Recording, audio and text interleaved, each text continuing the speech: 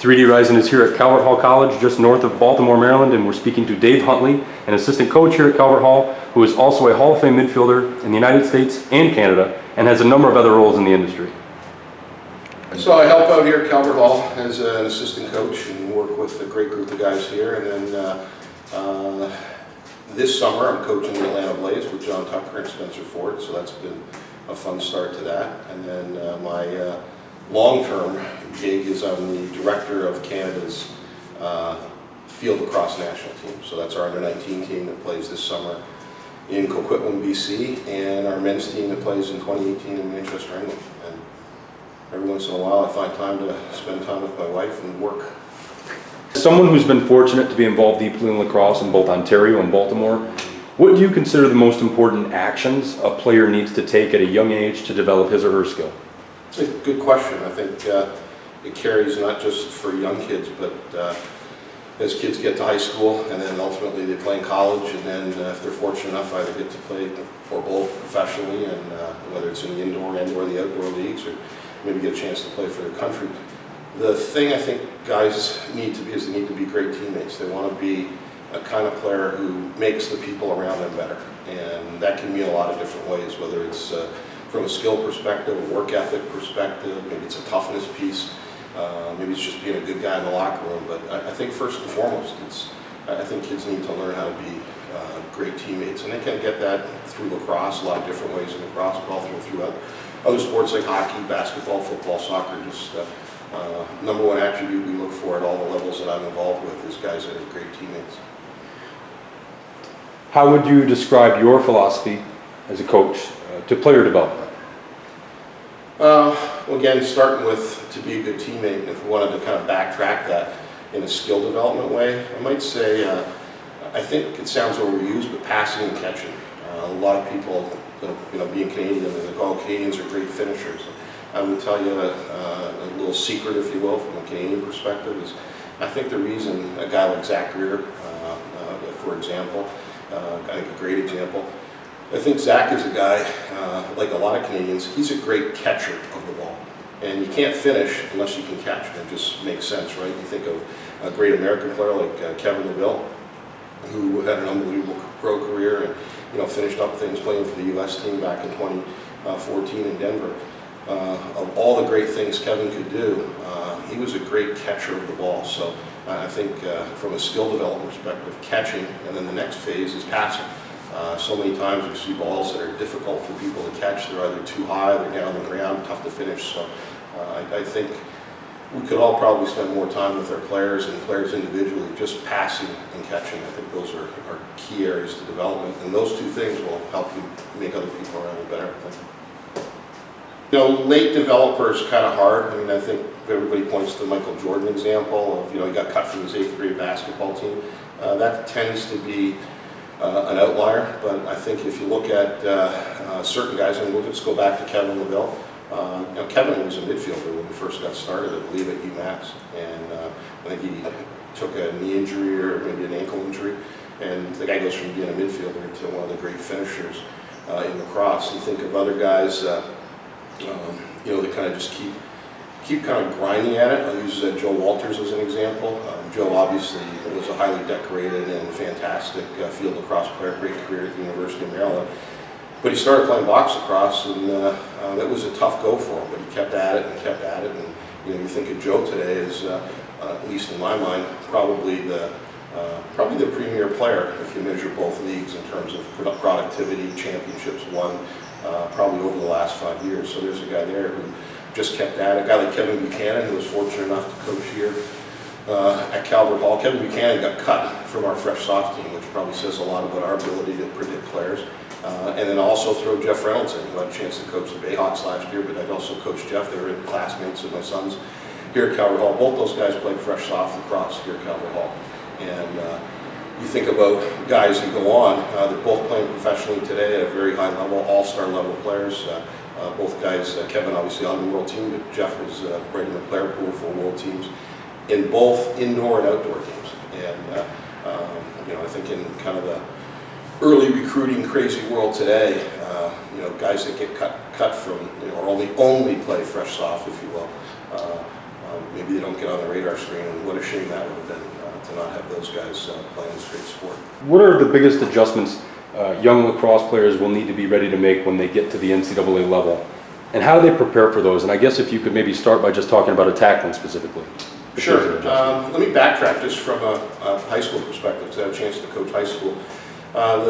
Everybody talks about the speed of the game, and I do believe that the games get faster at every level. So from rec to high school, from high school to college, college to pro, the game gets faster. But the ball still moves at a relatively fast pace, but I think it's the decision-making piece. And so if you're a guy who, I call it curse of the great athlete, that you haven't worked on your lacrosse intelligence, your understanding of the game, your skills, there's a lot of athletes. So when you get to high school, if you're just an athlete that comes to high school, the game might be too fast for it because you don't have the decision-making or skills to take advantage of your athleticism. So you got to keep working at those levels. And that's a piece we find that kids maybe who are great athletes as 8th graders, all of a sudden they're playing against guys 4 years older. Well, the same thing happens in college. They go from high school to college. The kids that tend to have immediate success in college, at least from my perspective, tend to be kids who have a high skill level or high IQ level. Certainly at the attack level, they're going to be up playing against men, and maybe they're not fully developed as 19-year-old kids, let's say, or 18 or 19-year-old kids. So how are you going to get around that? So if you've got some skill, maybe you can shoot the ball from the outside, maybe just catch it, move it on, think your way through the game. There's probably a chance for you to get on the field maybe a little sooner than somebody who isn't.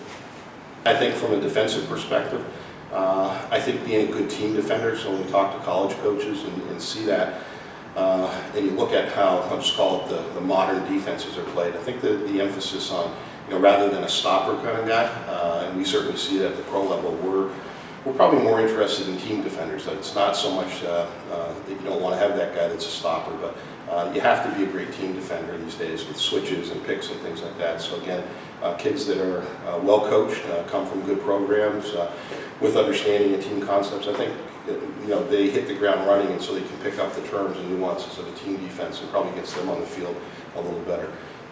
Same thing with the goalie, but I think with the goalie, it just really comes down, can you stop the ball? I mean, if you can't stop the ball, you can throw the greatest outlet passes in the world to the referee, and that's not going to get it done. So you need to first and foremost be a great stopper of the ball. Then the other stuff follows that. You were a decent midfielder in college, if I'm correct. I'm twice the man I used to be, but yeah, it was all right.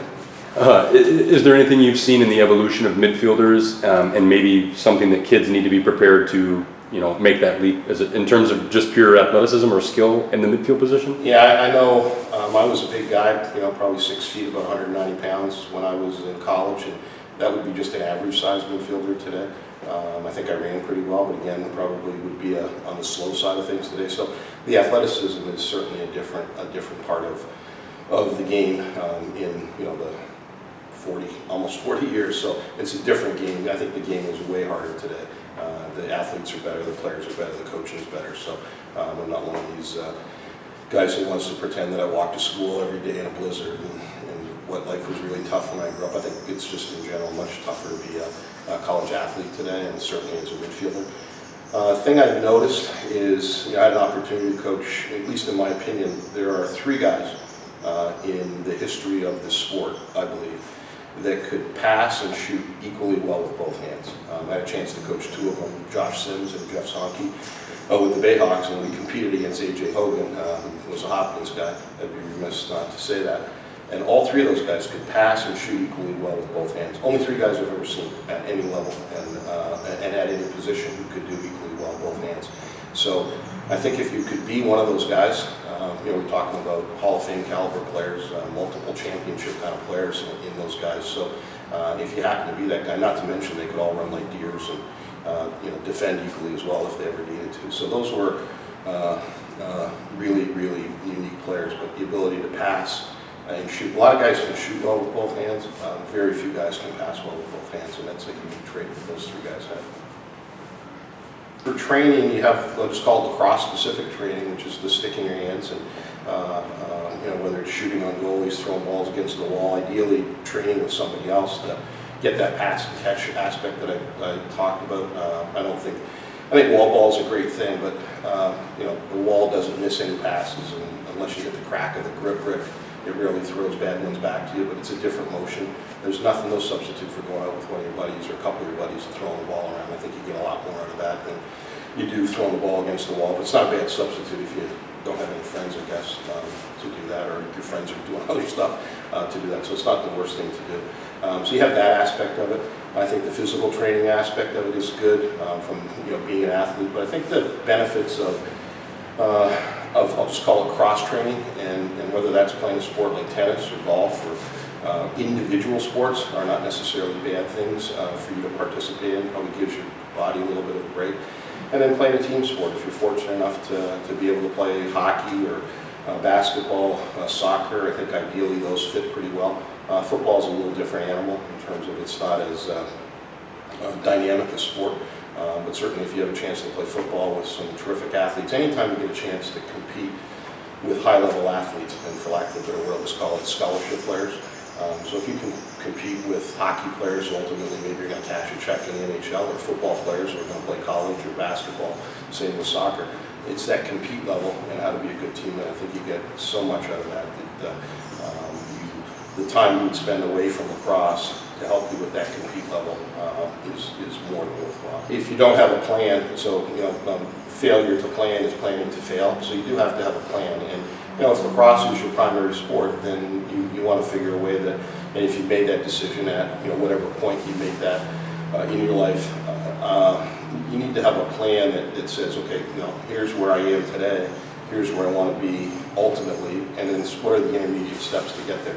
So I think you really do have to come up with a training plan, either working with your coach if you're fortunate enough to be able to have access to a lot of great folks in the physical training area, and there's guys doing skill training, but come up with a plan, an in-season plan, an off-season plan that has intervals, that builds in other sports and other activities that aren't necessarily cross, but they should probably all be part of your plan to not just become a better lacrosse player, but being a better overall athlete, a better overall teammate. All kind of have to fit in that plan, so you got to have a plan. I think one of the advantages that some Canadian kids have had, and I think why from a numbers perspective, there's been a lot of success for Canadian kids as they've come down to play lacrosse in the U.S. is certainly the box lacrosse aspect, and for me, it's about being a good teammate, and that's the part in box lacrosse. I mean, you can't play box lacrosse as an individual. That box lacrosse is not a showcase event, and I think one of the things that maybe is a little bit different with American kids and Canadian kids is a lot of Canadian kids in the summertime are spending the time competing. So they're competing, a lot of them are competing against guys that ultimately will be NHL hockey players. And cash a check going back to that compete level of getting a chance to compete against high-level athletes, and they're competing in lacrosse. And they're competing, a couple, 3 times a week. They play a lot of games, which I think is a good thing. And maybe some of their counterparts are out doing showcases and individual events. And so it's being a good teammate, I think, is a huge part of the box lacrosse culture. The skill aspect of it, certainly playing in tight spaces, the emphasis on passing and catching in box lacrosse is certainly much greater than it tends to be at in a lot of types of field lacrosse. So I think those are all aspects of the box lacrosse game that helps. What advice would you give to a player who has committed to a college program but has a year or more remaining until they actually get to college? My dad used to tell me when you're through improving, you're through. And I think I can't imagine what that's like. That certainly wasn't the case for me when I was a high school kid. I didn't commit to go to college until August before school started. So that shows what a planner I was. But I think it's really got to be difficult for a young guy to get an opportunity to go to a lot of terrific schools that people only dream about going, and then to get a chance to play a sport you love. And that all's happening to you in the 9th grade maybe, or 10th grade, or even 11th grade. And I'm pretty sure that I would have relaxed and taken my foot off the gas. So that's a pretty normal reaction to do that. And I think when you're through improving, you're through. And you gotta really now, the reward, I would tell our guys who get recruited early, the reward for that accomplishment is, all that means is you get to work harder. And sometimes that's a tough thing to do. So you don't want to fall into that trap of having other people tell you how great you are, and let other people define who you are. And that also goes for kids that aren't recruited. I think we sometimes forget about that. Of just because you're a kid that's not recruited early, and maybe some of your classmates or teammates on a club team are recruited early, that doesn't mean it's not going to happen for you. And maybe you can use that as motivation, but however you use it, you know, keep playing the game because you love the game, keep playing the game because you want to get better. But it ultimately, you know, when you're through improving, you're through, and that's as simple as I can get it. Is you just got to still have the passion for the game. And you know, I've been lucky enough to coach a lot of great players over the years, and the common thread that all those guys have is they really do try to get better every day. And so, you know, even though it's a great honor as a young kid to be selected to play at, you know, one of the great schools that's playing lacrosse in this country, just remember your journey's just begun. It certainly hasn't ended. So that's what I think that's what you got to keep doing.